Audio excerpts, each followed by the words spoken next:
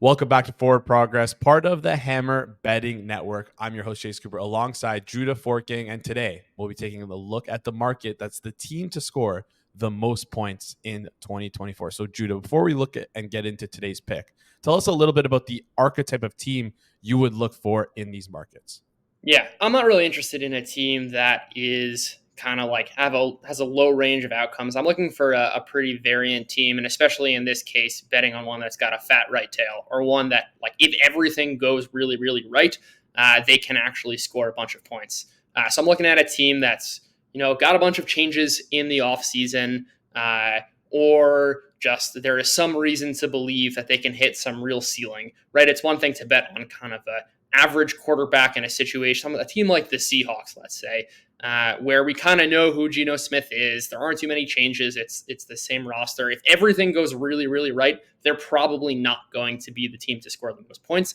I'm looking at teams that have a particularly interesting angle, I would say, at least relative to what the market's giving credit for, that if everything goes right, they really can lead the league in scoring. Perfect. And we're going to take a look at that market shortly. But before we do, we want to remind everyone that Forward Progress is sponsored by Fanduel. Football is back, and there's no better place to get in on the NFL action than Fanduel, America's #1 sportsbook. Why? Because right now, all customers can bet $5 and get a 3-week free trial of NFL Sunday Ticket from YouTube and YouTube TV. Then you'll be able to watch every regular season Sunday afternoon out of market game. With FanDuel, you'll have a wide variety of markets at your disposal to bet on the NFL this coming season, as well as the ability to do some live same game parlays. And plus, on top of that, if you haven't used Sunday Ticket through YouTube TV yet, you're really missing out, because I love that quad box feature of theirs. You're able to sweat 4 games at once. It's truly amazing. So with FanDuel, you don't even have to leave the app to access real-time stats and data to help you make even more winning bets. Just visit FanDuel.com/forwardprogress to download America's #1 sportsbook. That's FanDuel.com/forward progress, all one word. Offer ends September 22nd, 2024. After 3-week free trial, the full price of Sunday Ticket will be automatically charged seasonally. Cancel anytime. No refunds. Terms, restrictions, and embargoes apply. YouTube TV base plan required to watch YouTube TV. Redemption requires a Google account and current form of payment. Gambling problem? Call 1-800-GAMBLER or visit rghelp.com. Let's over to FanDuel. Check out the team to score the most points market. I look at the board. I see a lot of interesting teams, Judah. So tell us who you like and why.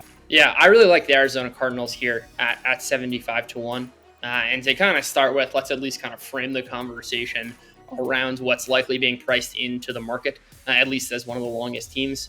The Cardinals struggled last season. They scored the 8th fewest points last year at 330, but that doesn't really tell the full story. We had Kyler Murray, who was hurt for most of the year, and journeymen and Josh Dobbs and Clayton Tune were taking a lot of the work. And this is an offense, actually, when Kyler Murray came back, that was pretty dominant and was, I have a metric called earned drive points. It effectively captures how sustainable teams move the ball on a drive level. They were 8th best in that metric.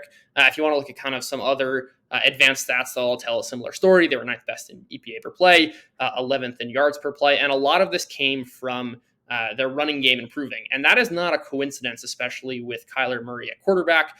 There's been a lot of great research that points to effectiveness of running games with mobile quarterbacks. And it's not a coincidence, I think, that the Cardinals running game kind of took over. But the reason I think that this team has a lot of ceiling has to do with some reinforcements, of course, in the passing game, most notably in their first-round pick in Marvin Harrison Jr., and why, aside from being one of the best wide receiver prospects of the last bunch of years, his skill set fits in particularly well, I think, with how the Cardinals are going to run their offense and with Kyler Murray's skill set.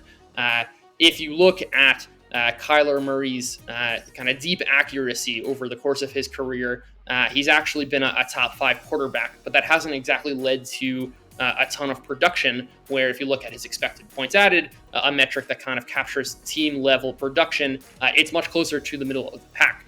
Marvin Harrison Jr. has been one of the best deep receivers. Also, deep passing as a whole is generally influenced by wide receiver play. And Marvin Harrison has been one of the best college prospects ever in that category.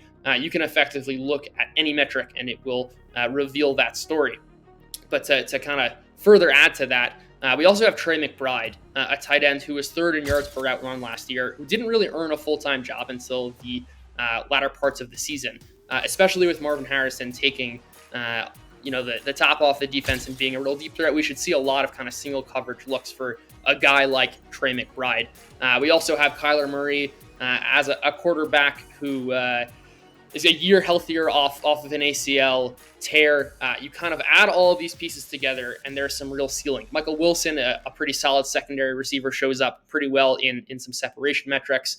And at this point, if you kind of squint hard enough, you have a rushing attack that over the second half of last season was kind of second or third best in the NFL. You have a quarterback who can really create explosive plays, especially with Marvin Harrison Jr. And you've got a bunch of kind of developing weapons. Throw on some stuff on the margins, like this projects as one of the worst defenses in the league. We should see plenty of shootout types of game scripts. And the Cardinals really do, I think, have some ceiling. Kyler Murray, we've only really seen him with Cliff Kingsbury and kind of in a lost season of last year. This is a guy who would not be totally unsurprised to see him kind of produce at a top 5 level. And we've seen this before also. I mean, in 2021, 2022, this was a really dominant offense. It would not be totally shocking to see this, especially if Marvin Harrison reaches the ceiling, and especially if Trey McBride continues to build on the rookie season he had. I really, really like this Cardinals team, and especially at the price. I think it's a pretty good bet. Yeah, and on top of that, I want to add in just their defense isn't like that doesn't have that much talent on it, right? Like they're kind of lacking that talent. So it seems like this is the screams to be a team that's going to be in a bunch of shootouts throughout the entire season. So I love that bet, especially at 75-1. We're going to lock it in here. $100 to win, 7,500. Guys, thank you so much for tuning in. We really appreciate it. If you want to hit that like button, please do. And if you want to hit that subscribe button as well, so you never miss out on our newest content, hit that subscribe button. And we'll see you guys here in the next one.